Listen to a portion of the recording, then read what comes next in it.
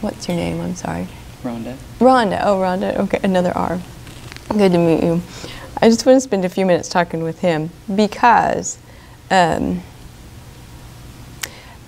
Robert says he doesn't believe in unfinished business, but when he left there was a little bit of kind of unfinished business. And he says, so that's why he's talking, because he wants to finish up that business. And he says, I love you. You did it all right. You did everything right. You listened to him when you needed to listen to him. You challenged him when you needed to challenge him. You got in his face when he needed someone to get in his face, but you loved him. And he says, you did it right. And you just did it right by him. And he has nothing that he would have done different in the relationship with you. He says he's at peace with it, but he wants you to know that he's at peace with himself, but also with how you treated him and everything that happened between the two of you. And he just is very clear, very, very clear with that. He shows me an owl, and he says that there's a connection or a significance with an owl. So anytime you see the owl, just know that that's a sign from him or that he's with you. I stole an owl. You stole? Plastic owl. Oh, you stole an owl. That's nice. My driveway. Well, he's been forgiven for that. Yeah, he has to take care of owls in heaven. No. No, he's just, again, confirming that you know it's him, there's no doubts, and that he is really good with everything. There's also a December birthday or anniversary. I don't know if his birthday was in December, if there was someone. My birthday was in December. Well, then that's it, yeah. Yeah, he's honoring that. He's not going to give you anything for your birthday. Don't hold your breath, he says, but he celebrates you. And that's what he says. He says, you don't need a lot of stuff to celebrate somebody. You just love. And he is here to celebrate you and just to express that undying love.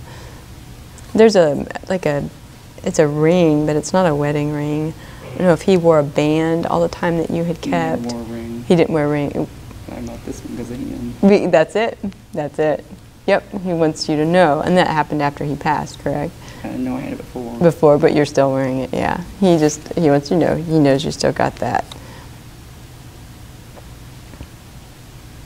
Had there been like a separation from his family, or where he's talking about that separation, and I'm not going to air his dirty laundry or anything, but he says, there were some pretty ugly situations with his family and some things that worked out a little less than ideal, but he has made peace with all that. He's sorry for his part in all that. Sometimes he just got caught in that trouble kind of cycle and thinking. And he says, when you smile and when you hope, and most of all, he says, Rhonda, when you pray, you become part of breaking that cycle. So he doesn't ever want you to underestimate the prayers and the love that you share. There were times when he forgot his own light. And he says, you have never forgotten your light, and you always saw his, and that's why you make a difference, and he's honoring that. There's a thing with peanuts, too. I don't know if he ate a lot of peanuts, or if he would go to a bar where they were cracking peanuts. Yeah, we did. Yeah, he remembers that, too. Because when he got to heaven, he had to clean up all the peanut shells. That wasn't fun, but he's like made peace with everything, though. He just keeps saying that. He says, I've made peace, I've made peace, I've made peace. It took some relaxing on his part, and he had to think different. He had to go several steps back before he could move on, but he took the steps back so that he could step forward. There's this thing with bottle caps, too. I don't know if you have like a can opener that he had given you. Did he drink a lot of beer, but he would only drink it like from twisted bottles instead of from cans? We drank a lot of beer, but we drink it in our little spot here in town, so they open them. We don't open them. Do they have like an opener that they use to open them for you?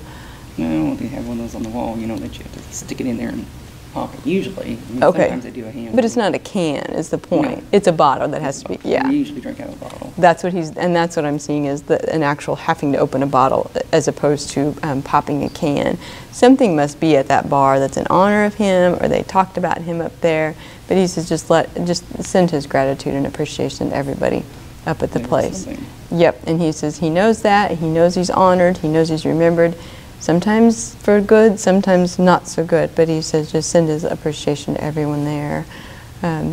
He says again, I'm at peace and I feel peace, and I want everyone here to feel peace and have a sense of freedom when they think of him.